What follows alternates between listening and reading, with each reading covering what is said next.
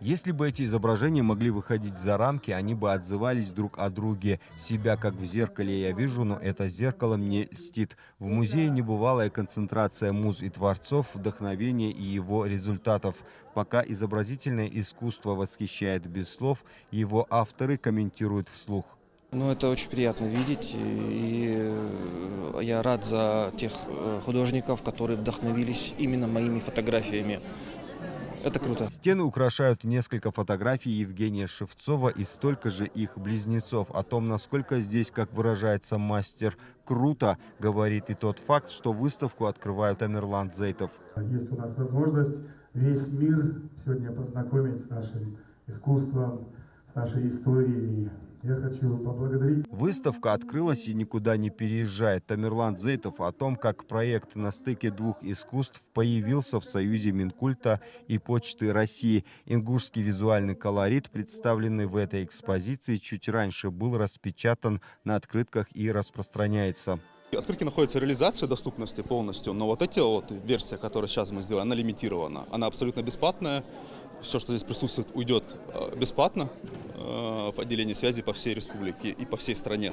Точно так же. Они уже определены получатели. Аюб Цароев свою грамоту сегодня получает за работы, выполненные с камерой в руках. Он более известный как художник и мастер декоративно-прикладного искусства, вкладывает вдохновение и в фотографии, одинаково любит каждое направление.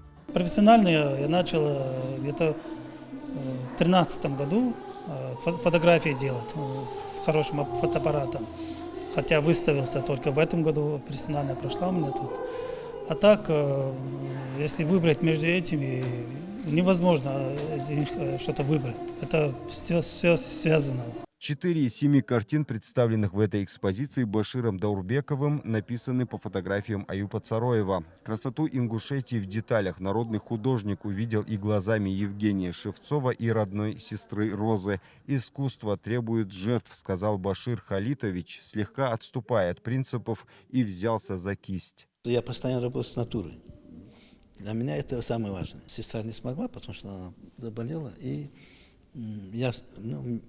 мне предложили, этот музей предложил, чтобы я взялся за эту работу. И Ставить династию Даурбековых. да. Отличный промоушен выставки, посетив ее в день открытия, сделали наиболее яркие представители творческой интеллигенции, те, кто производит от вдохновения. По стыку двух искусств может пройтись каждый ценитель. Экспозиция открыта до 25 января. Ибрахим Цароев, Джамалил Дударов, Мадина Марзиева. Вести Ингушетия.